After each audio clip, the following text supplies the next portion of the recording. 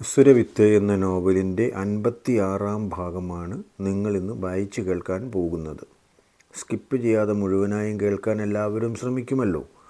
Subscribe ചെയ്യാത്തവർ subscribe ചെയ്തതിന് ശേഷം ബെൽ ഐക്കണും കൂടി ആക്ടിവേറ്റ് ചെയ്യാൻ മറക്കല്ലേ. നമുക്ക് കഥയുടെ ഓരോരോ ഭാഗങ്ങൾ ഒരു മുടക്കവുമില്ലാതെ ദിവസവും കേൾക്കാൻ കഴിയുമല്ലോ. എല്ലാവർക്കും നല്ല ഒരു ദിവസം പ്രാർത്ഥനാപൂർവം ആശംസിക്കുന്നു. നമുക്ക് കഥയിലേക്ക് പ്രവേശിക്കാം. മാതാപിതാക്കളോട് സത്യം പറയാതിരിക്കേണ്ട ആവശ്യം എന്താ ഉള്ളത്? ഉള്ള കാര്യം അതുപോലെ തന്നെ അങ്ങ് പറഞ്ഞേക്കാം.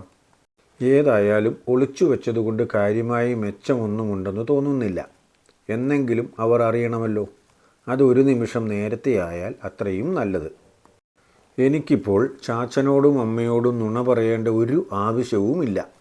എനിക്കറിയാവുന്ന കാര്യമാണെങ്കിൽ കൃത്യമായി തന്നെ ഞാൻ പറയും. യാതൊരു മുഖവുരയുമില്ലാതെ എന്നോട് ചോദിക്കാനുള്ള അവകാശമുള്ളവർക്ക് ചോദിക്കാൻ എന്താ ഇത്ര മടി തോന്നേണ്ട കാര്യം? നീയും ജ്വല്ലറിയിലെ സോജനും തമ്മിൽ എന്താ ഇടപാട്? കോഴിക്കോട് നിങ്ങളെ പല സാഹചര്യങ്ങളിലും കണ്ടവരുണ്ടല്ലോ. എല്ലാം കൃത്യമായി എന്നോട് ലോനപ്പൻ പറഞ്ഞിട്ടുണ്ട്. നിങ്ങൾ എവിടെയൊക്കെ പോയി, എത്ര സമയം തങ്ങി എന്നൊക്കെയുള്ള കാര്യമാണ് എനിക്കറിയാനുള്ളത്. അതാണ് നീ തുറന്നു പറയേണ്ടത്. റിൻസിക്ക് ആദ്യം ഒരു ചെറിയ ചമ്മലുണ്ടായി.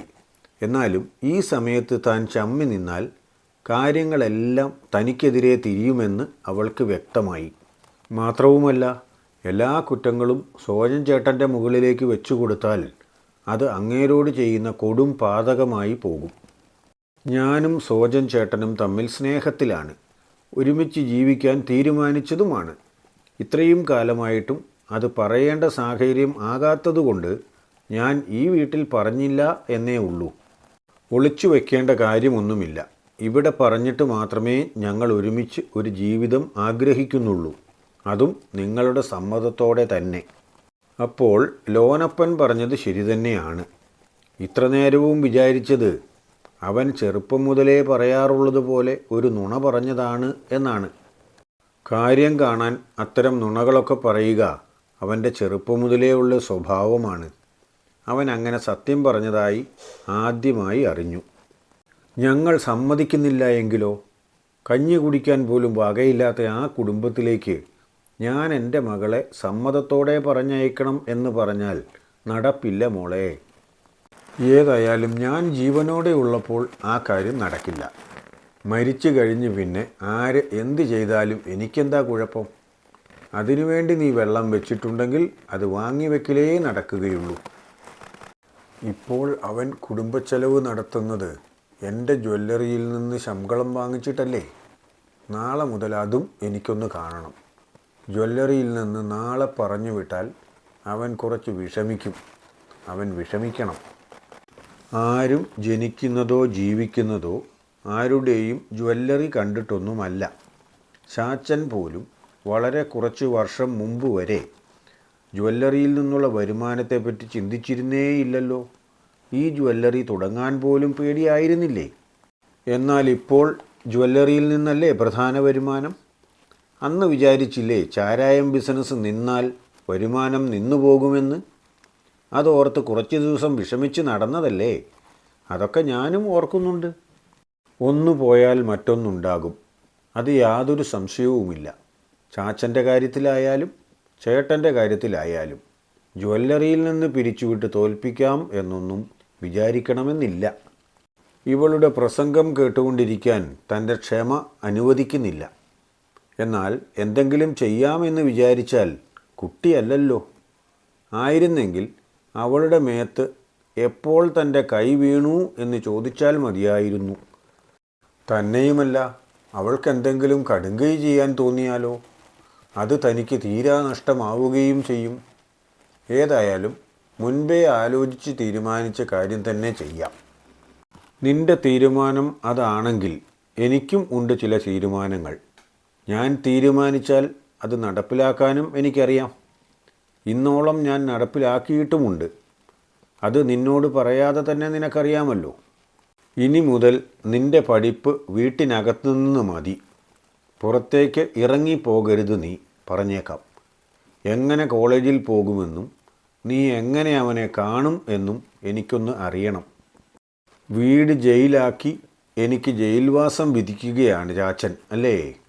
എന്നാൽ ഒരു കാര്യം വിചാരിച്ചു, ഈ ചാച്ചൻ്റെ മകളായ ഞാൻ അത്ര എളുപ്പത്തിലൊന്നും തോറ്റു തരില്ല.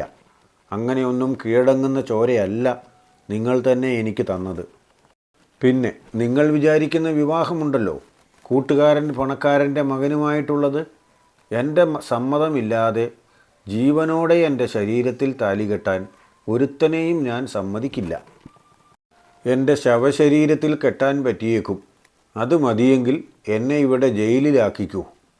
പിന്നെ ചാച്ചൻ ഇപ്പോൾ നല്ലതൊന്നും വിചാരിച്ചിരിക്കുന്നതിൻ്റെയൊക്കെ യഥാർത്ഥ നിറം കുറേ കഴിയുമ്പോൾ കാണും.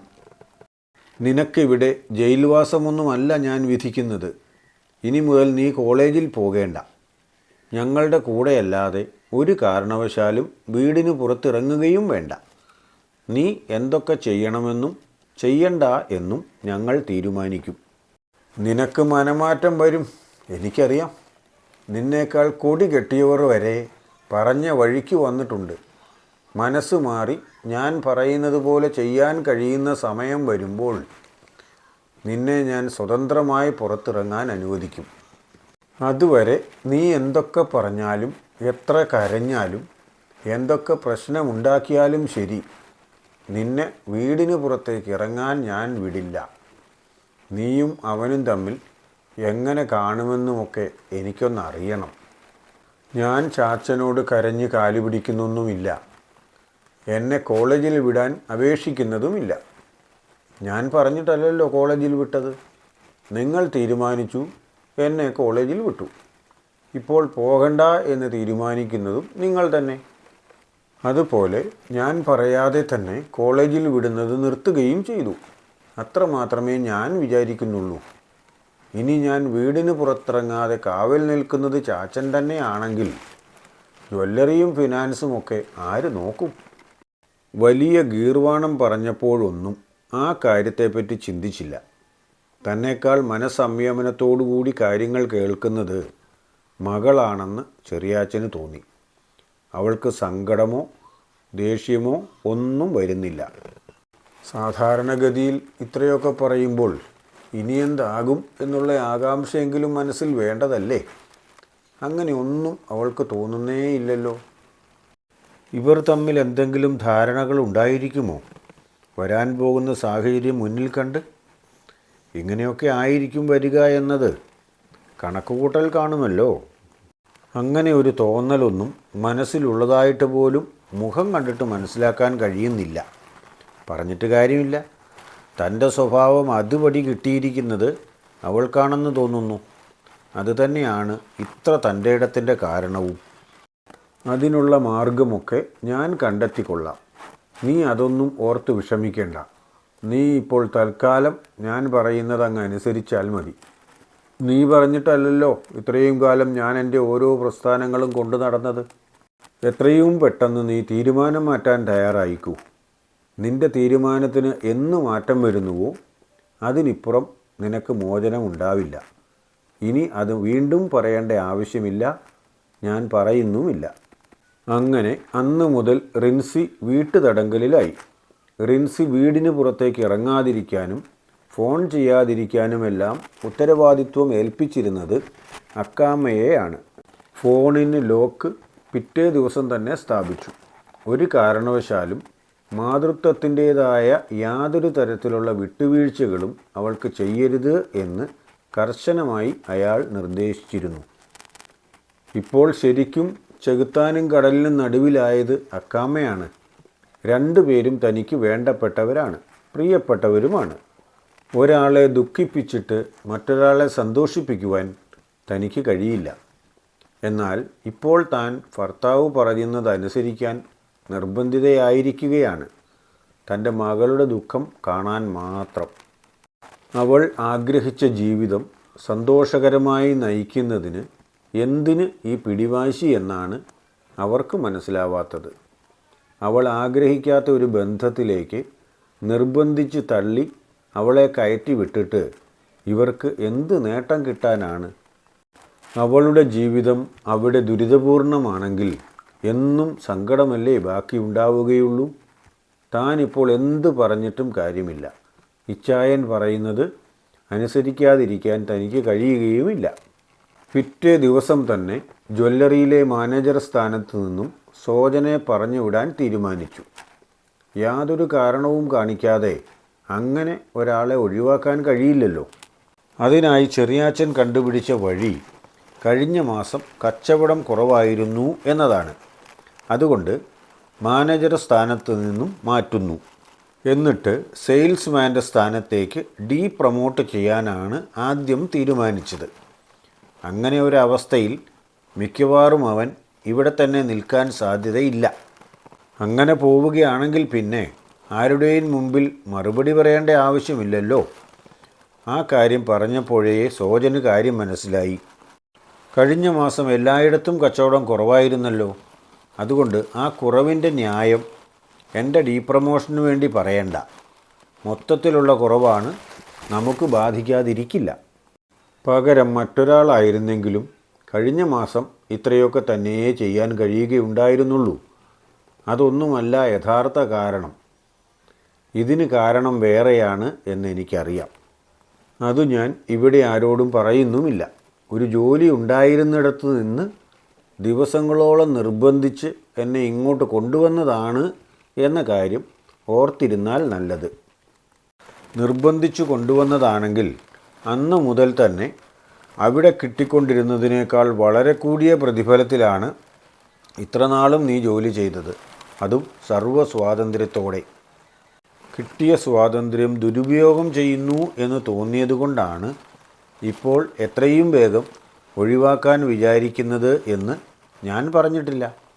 നീ അങ്ങനെ പറഞ്ഞതുകൊണ്ട് ഞാൻ പറയുന്നു എന്ന് മാത്രം. ഇതുകൊണ്ട് ഞാൻ പട്ടിണിയായി പോകും എന്നൊന്നും വിചാരിക്കണ്ട. എന്നെ സംബന്ധിച്ചിടത്തോളം ഞാൻ ഇതിനുള്ള സാധ്യത കുറേ നാൾ മുമ്പ് മുതലേ കണ്ടതാണ്. അതിനുള്ള പ്രതിവിധിയും ഞാൻ ചെയ്തു വച്ചിട്ടുണ്ട്. അതുകൊണ്ട് യാതൊരു ബുദ്ധിമുട്ടുമില്ല. ഇപ്പോൾ ഉള്ളതിനേക്കാൾ കൂടുതൽ പ്രതിഫലം തന്ന് എന്നെ സ്വീകരിക്കാൻ ഈ മാനന്തവാടിയിൽ തന്നെ ആളുണ്ട്. നാളെ മുതൽ തന്നെ ഞാൻ അവിടെ ജോലിക്ക് കയറുകയും ചെയ്യും. നീ മറ്റൊരു ജോലിക്ക് കയറാതിരിക്കണമെന്നോ പട്ടിണിയാകണമെന്നോ ഒന്നും ഞാൻ പറയുന്നില്ല. പക്ഷേ ഇപ്പോഴത്തെ സാഹചര്യത്തിൽ നിന്റെ സേവനം ഇവിടെ ആവശ്യമില്ല എന്ന് മാത്രമേ ഞാൻ പറയുന്നുള്ളൂ. ഇത്ര നാളും ചെയ്തു തന്ന സേവനത്തിന് നന്ദി. ഈ സ്ഥാപനം ഇനിയും നാൾക്ക് നാൾ പുരോഗമിക്കട്ടെ. ഒരു കാരണവശാലും താഴേക്ക് പോകണം എന്ന് ഞാൻ പറയില്ല. നന്നാകണം എന്ന് ഞാൻ ആഗ്രഹിക്കുകയാണ്. എന്തുകൊണ്ടോ എൻ്റെ മനസ്സ് അങ്ങനെയായിപ്പോയി. ആർക്കും ഒരു മോശവും വരണമെന്ന് ഞാൻ ആഗ്രഹിക്കില്ല. ഉപകാരങ്ങൾ ചെയ്തേ പഠിച്ചിട്ടുള്ളൂ. കൂടുതലായി ഒന്നും മറുപടി പറയാൻ ചെറിയാച്ചന് ഇല്ലായിരുന്നു. അന്ന് വരെയുള്ള ശമ്പളം കൃത്യമായി കണക്ക് തീർത്ത് കൊടുത്തു. അത് വാങ്ങി സോജൻ പുറത്തേക്കിറങ്ങി. ചെറിയാച്ചൻ മാനന്തവാടിയിൽ ജ്വല്ലറി തുടങ്ങുന്നതിന് കുറച്ചുനാൾ മുമ്പ് അവിടെ ഒരു ജ്വല്ലറി തുടങ്ങിയ ആളാണ് മാനന്തവാടിക്കാരൻ തന്നെയായ ഒരു പുതുപ്പണക്കാരൻ പൈലോച്ചൻ. എന്നാൽ ഇത്ര കാലമായിട്ടും പൈലോച്ചൻ്റെ അപർണ ജ്വല്ലറിക്ക് നേരത്തെ ഉണ്ടായിരുന്ന പലരുമായി മത്സരിച്ച് മുന്നേറാൻ കഴിഞ്ഞിട്ടില്ല.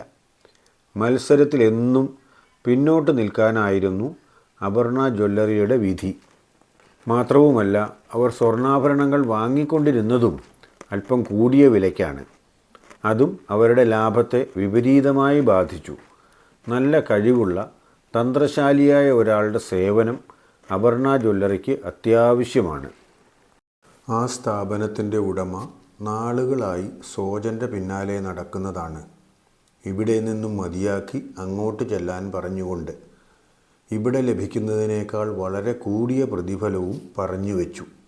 എന്നാലും ഒരു സ്ഥാപനത്തിൽ നിന്ന് ഒരു കാരണവുമില്ലാതെ മറ്റൊന്നിലേക്ക് പോകാൻ മടിച്ചിട്ടാണ് ഇത്ര കാലവും പോകാതിരുന്നത്.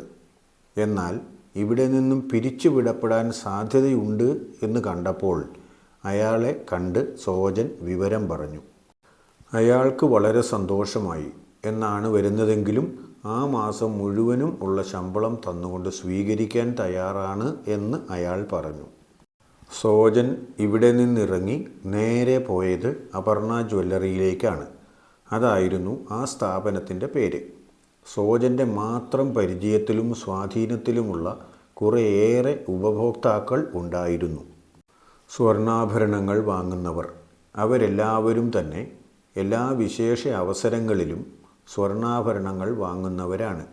അതുകൊണ്ട് അവരിൽ നിന്നുള്ള കച്ചവടം ഏതാണ്ട് സ്ഥിരമായി തന്നെ കിട്ടിക്കൊണ്ടിരിക്കും.